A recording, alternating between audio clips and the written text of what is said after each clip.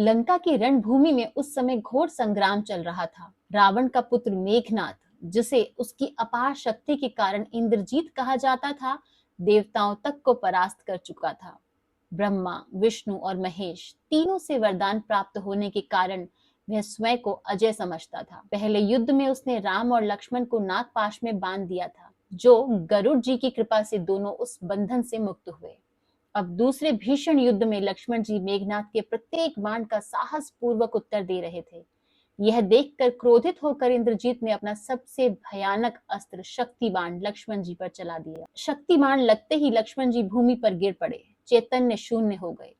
यह दृश्य देखकर श्री राम का हृदय विदीर्ण हो गया। वे दौड़कर लक्ष्मण जी के पास पहुंचे, उन्हें अपनी गोद में रख लिया और अश्रुपूर्ण नेत्रों से बोले, यह क्या हो गया मेरे भाई को? यदि लक्ष्मण को कुछ हो गया तो मैं इस जीवन को कैसे धारण कर पाऊंगा?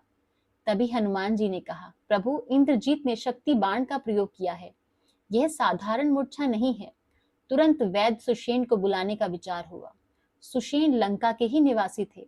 प्रभु राम ने हनुमान जी को आदेश दिया कि वे आकाश मार्ग से जाकर वैद्य को शीघ्र ले आएं। हनुमान जी वायु वेग से उड़े और सुषेण के घर पहुंचे। वहां उन्होंने देखा कि वैद्य सुषेण धर्म संकट में पड़े हैं। एक और रावण का भय, दूसरी ओर धर्म। समय की गंभीरता को समझकर हनुमान जी ने क्षण भर भी विलंब नहीं किया। उन्होंने सुषेण से क्षमा मांगी और उनके पूरे घर समेत उन्हें अपने कंधे पर उठा लिया। आपका चलना अनिवार्य है, ऐसा कहकर वे उन्हें तुरंत लेकर युद्ध स्थल पर पहुंच गए। श्री राम ने हाथ जोड़कर कहा, मेरे प्राणों से प्रिय भाई को कृपा करके जीवन दान दीजिए। वैद्य सुषेण ने लक्ष्मण जी को देखा और गंभीर स्वर में बोले, यह साधारण घाव नहीं है, यह शक्ति बाण का प्रभाव है। विभीषण ने कहा, इंद्रजीत ने ब्रह्मास्त्र से भी अधिक शक्तिशाली अस्त्र का प्रयोग किया है। राम जी बोले, कोई ना कोई उपाय तो अवश्य होगा।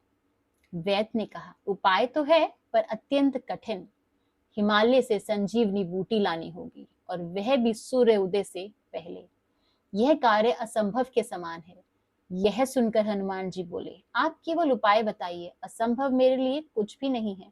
प्रभु राम ने दृढ़ स्वर में कहा, मेरा हनुमान यह कर सकता है। हनुमान जी ने प्रभु से अनुमति मांगी और प्रतिज्ञा की, यदि मैं कल की पहली किरण से पहले संजीवनी नहीं ला पाया तो फिर कभी अपना मुख नहीं दिखाऊंगा। वैद्य ने बताया कि संजीवनी बूटी प्रकाशमान होती है, अपने तेज से चमकती रहती है, समुद्र मंथन से उत्पन्न हुई है और स्वयं देवता उसकी रक्षा करते हैं। उन्होंने यह भी कहा कि हनुमान के पहुंचते ही वह बूटी लुप्त हो सकती है, इसीलिए देवताओं से प्रार्थना करना आवश्यक होगा। धर्म के उद्देश्य से मांगने पर देवता अवश्य सहायता करेंगे। हनुमान जी तुरंत उड़ चले।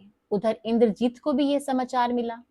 रावण ने आदेश दिया कि मार्ग में ही हनुमान का वध कर दिया जाए।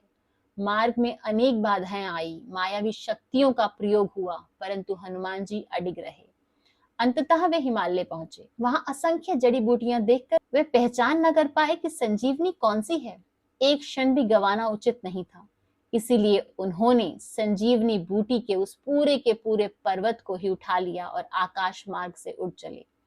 मार्ग में अयोध्या नगरी पड़ी, जहां भरत जी ने उन्हें देखा और समझ गए कि यह कार्य श्री राम के लिए है। हनुमान जी बिना रुके आगे बढ़ना ही उचित समझा। अंततः वे संजीवनी पर्वत सहित युद्ध भूमि में पहुंच गए। वैद्य सुषेण ने बूटी निकाल कर लक्ष्मण जी को दी और उनके प्राण लौट आए।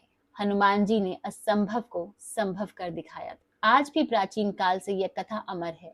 हनुमान जी द्वारा संजीवनी पर्वत लाने की यह कथा बताती है कि जहां भक्ति, साहस और संकल्प होता है, वहां असंभव भी मार्ग छोड़ देता है। जय श्री राम, जय हनुमान।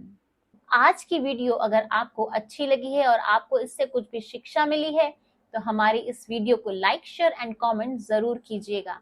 और ऐसे ही और वीडियोस के लिए हमारे channel mystery and mind with Chitra को सब्सक्राइब करना मत भूलिएगा। आज की वीडियो देखने के लिए आपका बहुत बहुत धन्यवाद।